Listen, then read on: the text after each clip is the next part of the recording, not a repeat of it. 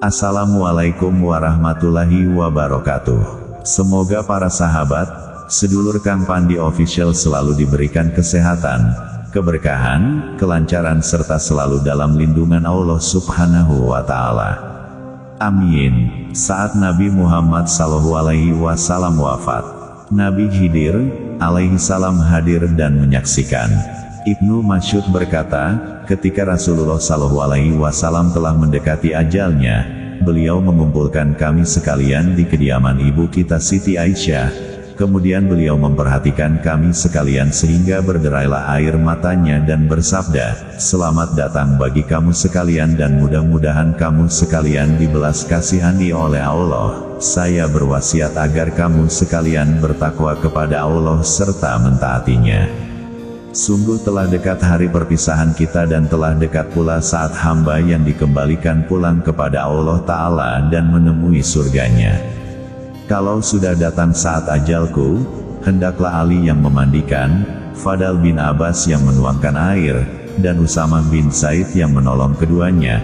Kemudian kafanilah aku dengan pakaianku sendiri, bila kamu sekalian menghendaki, atau dengan kain Yaman yang putih. Kalau kamu sekalian memandikan aku, maka taruhlah aku di atas balai tempat tidurku di rumahku ini, dekat dengan lobang lahatku. Sesudah itu keluarlah kamu sekalian barang sesaat meninggalkan aku. Pertama-tama yang mensolati aku ialah Allah Azza wa Jalla, kemudian malaikat Jibril, kemudian malaikat Israfil, malaikat Mikail, kemudian malaikat Israel dan beserta para pembantunya, selanjutnya semua para malaikat. Sesudah itu masuklah kamu sekalian dengan berkelompok-kelompok dan lakukan sholat untukku."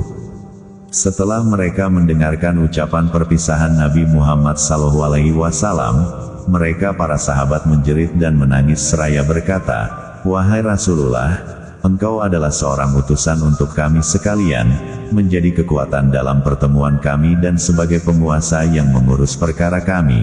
Bila mana Engkau telah pergi dari kami, kepada siapakah kami kembali dalam segala persoalan?" Rasulullah bersabda, "Telah kutinggalkan kamu sekalian pada jalan yang benar dan di atas jalan yang terang dan telah kutinggalkan pula untuk kamu sekalian dua penasehat, yang satu pandai bicara, yang satunya diam saja. Yang pandai bicara adalah Al-Quran dan yang diam adalah ajal atau kematian. Apabila ada persoalan yang sulit bagimu, maka kembalilah kamu sekalian kepada Al-Quran dan kepada Sunnah. Dan kalau hati kamu keras membatu maka lunakkan dia dengan mengambil tamsil ibarat dari hal ihwal mati." Sesudah itu maka Rasulullah SAW menderita sakit mulai akhir bulan Safar selama 18 hari. Para sahabat pun menengok silih berganti. Sedang penyakit yang diderita mulai hari pertama sehingga akhir hayatnya ialah pusing kepala. Rasulullah mulai menjadi Rasulullah pada hari Senin dan wafat juga pada hari Senin. Tatkala pada hari Senin, penyakit beliau bertambah berat. Maka setelah Bilal selesai azan subuh, dia pergi menghampiri pintu rumah Rasulullah sambil mengucapkan salam, "Assalamu alaika ya Rasulullah." Siti Fatimah menjawab, "Rasulullah masih sibuk dengan dirinya sendiri." Bilal terus kembali masuk ke masjid. Dia tidak memahami kata-kata Fatimah. Ketika waktu subuh makin terang, Bilal datang lagi menghampiri pintu rumah Rasulullah SAW dan salam seperti semula. Rasulullah mendengar suara Bilal itu, maka beliau bersabda, "Masuklah hai Bilal, aku masih sibuk terhadap diriku sendiri dan penyakitku rasanya bertambah berat. Maka suruhlah Abu Bakar agar sholat berjamaah dengan orang-orang yang hadir." Bilal pun keluar sambil menangis dan meletakkan tangannya di atas kepala, sambil mengeluh, "Aduh musibah, susah, terputus harapan, telah habis hilang tempat tujuan, andai kata ibuku tidak melahirkan aku." Bilal terus masuk masjid dan berkata, "Hai sahabat Abu Bakar, sungguh Rasulullah menyuruh engkau agar sholat bersama-sama dengan orang yang hadir, karena beliau sibuk mengurusi dirinya yang sedang sakit." Ketika Abu Bakar melihat mihrab tempat sholat imam kosong dan Rasulullah tidak hadir, maka Abu Bakar menjerit keras sekali dan jatuh tersungkur karena pingsan. Maka ributlah kaum muslimin, sehingga Rasulullah mendengar keributan mereka, dan bertanya kepada Fatimah, "Hai Fatimah, mengapa pagi ini, dan apakah keributan di sana itu?" Siti Fatimah menjawab, "Keributan di sana itu ialah kaum muslimin sendiri, karena engkau tidak hadir." Maka Rasulullah memanggil Ali dan Fadan bin Abbas, lalu beliau bersandar kepada keduanya dan keluar rumah menuju masjid lalu sholat bersama-sama dengan mereka 2 rakaat. Selesai sholat beliau berpaling ke belakang dan bersabda, "Hai kaum muslimin, kamu semua dalam pemeliharaan dan pertolongan Allah. Oleh sebab itu bertakwalah kepada Allah serta mentaatinya, maka sesungguhnya saya akan meninggalkan dunia ini. Dan di hari ini hari pertamaku di akhirat dan hari terakhir bagiku di dunia." Lalu Rasulullah berdiri dan pulang ke rumahnya. Kemudian Allah Ta'ala memberi perintah kepada malaikat kematian, "Turunlah engkau kepada kekasihku dengan sebaik-baiknya bentuk, dan lakukan dengan halus dalam mencabut ruhnya.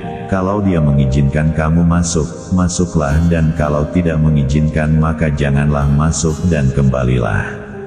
Maka malaikat kematian pun turun dengan bentuk seperti orang Arab Badui desa, seraya mengucapkan salam, "Assalamu alaikum ya ahlal baiti nubuwati wa mahdanir risalati adkhulu." Mudah-mudahan keselamatan tetap untuk kamu sekalian, wahai penghuni rumah kenabian dan sumber risalah, apakah saya boleh masuk? Maka Rasulullah mendengarkan suara malaikat kematian itu dan bersabda, "Hai Fatimah, siapa yang berada di pintu?" Siti Fatimah menjawab, "Seorang Arab Badui yang memanggil dan telah aku katakan bahwa Rasulullah sedang sibuk menderita sakitnya." Kemudian memanggil lagi yang ketiga kali seperti itu juga, maka dia memandang tajam kepadaku, sehingga menggigil gemetar badanku, terasa takut hatiku dan bergeraklah sendi-sendi tulangku seakan-akan hampir berpisah satu sama lainnya serta berubah menjadi pucat warnaku. Rasulullah bersabda, "Tahukah engkau wahai Fatimah, siapa dia?" Siti Fatimah menjawab, "Tidak." Rasulullah bersabda, "Dia adalah malaikat yang mencabut segala kelezatan, yang memutus segala macam nafsu syahwat, yang memisahkan perkumpulan-perkumpulan dan yang memusnahkan semua rumah serta meramaikan keadaan kuburan."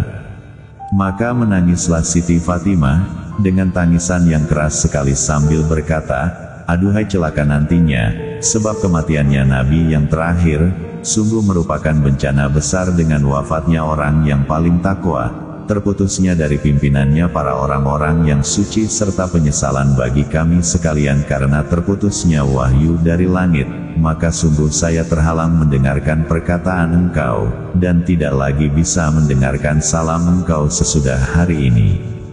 Kata Rasulullah, "Jangan engkau menangis Fatimah, karena sesungguhnya, engkaulah dari antara keluargaku yang pertama berjumpa dengan aku." Selanjutnya Rasulullah bersabda, "Masuklah engkau malaikat kematian." Maka malaikat kematian pun masuk sambil mengucapkan salam, "Assalamu alaika ya Rasulullah." Rasulullah menjawab, "Waalaikumsalam, hai malaikat kematian, engkau datang untuk berkunjung atau untuk mencabut nyawaku?" Kata malaikat kematian, "Saya datang untuk berkunjung dan untuk mencabut nyawa, sekiranya engkau mengizinkan. Kalau tidak maka saya akan kembali." Kata Rasulullah, "Hai malaikat kematian, di mana Jibril engkau tinggalkan?" Kata malaikat kematian, "Dia saya tinggalkan di langit dunia dan para malaikat sedang menghormat memuliakan dia." Tidak selang sesaat malaikat Jibril pun turun dan duduk di arah kepala Rasulullah. Kata Rasulullah sallallahu alaihi wasallam, "Tahukah engkau kalau ajalku telah dekat?" Jawab malaikat Jibril, "Ya tahu, ya Rasulullah." Kata Rasulullah, "Beritahukanlah kepadaku kemuliaan yang menggembirakanku di sisi Allah." Kata Jibril, "Sungguh pintu-pintu langit telah dibuka, para malaikat telah berbaris rapi, menanti ruh engkau di langit, pintu-pintu surga telah dibuka dan para bidadari telah berhias menanti kehadiran ruh engkau." Kata Rasulullah, "Alhamdulillah, "Hai Jibril, berilah berita gembira tentang umatku di hari kiamat." Jibril berkata, "Saya beritahukan, bahwa sesungguhnya bahwa Allah Ta'ala berfirman, sungguh telah aku larang para nabi masuk ke dalam surga, sehingga engkau masuk lebih dulu, dan aku larang juga semua umat sehingga umat engkau masuk lebih dahulu." Kata Rasulullah, "Sekarang telah puas hatiku dan hilanglah rasa susahku. Hai malaikat kematian, mendekatlah kepadaku." Malaikat kematian mendekat dan melaksanakan tugasnya mencabut ruh beliau, dan ketika ruh sampai di pusat perut, Rasulullah berkata, "Hai Jibril, alangkah dahsyatnya rasa mati itu." Maka malaikat Jibril memalingkan wajahnya dari Rasulullah. "Hai Jibril, apakah engkau tidak suka melihat wajahku?" Kata Jibril, "Wahai kekasih Allah, siapakah orangnya yang sampai hati melihat wajah engkau, sedang engkau di dalam sakaratul maut?"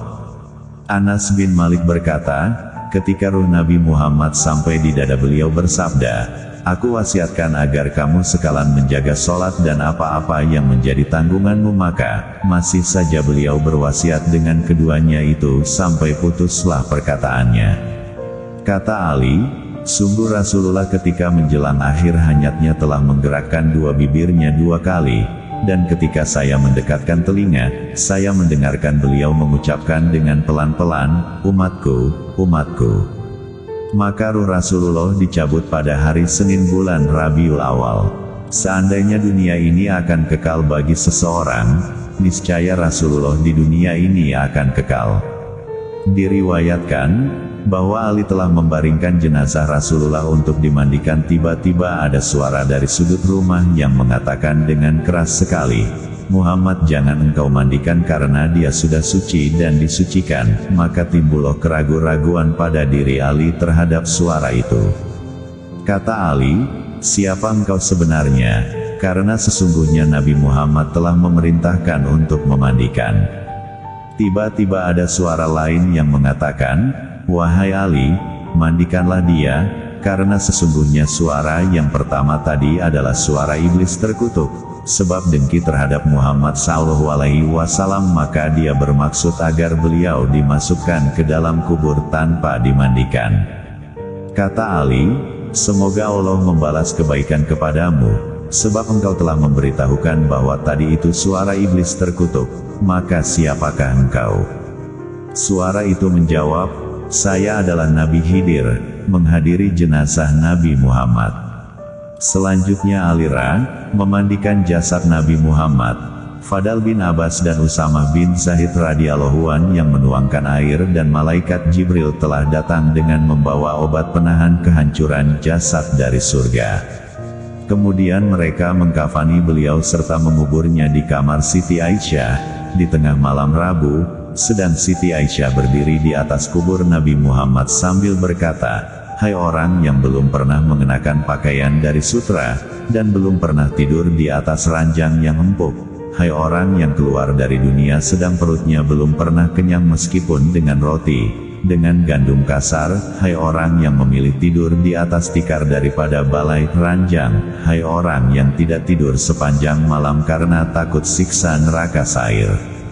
Sekian dan terima kasih, semoga bermanfaat untuk kita semuanya, serta mendapatkan syafaatnya di akhirat nanti. Amin Allahumma amin. Jangan lupa di subscribe, like dan bagikan ke teman-teman agar lebih bermanfaat lagi untuk orang banyak. Saya ucapkan terima kasih. Akhirul kalam, assalamualaikum warahmatullahi wabarakatuh.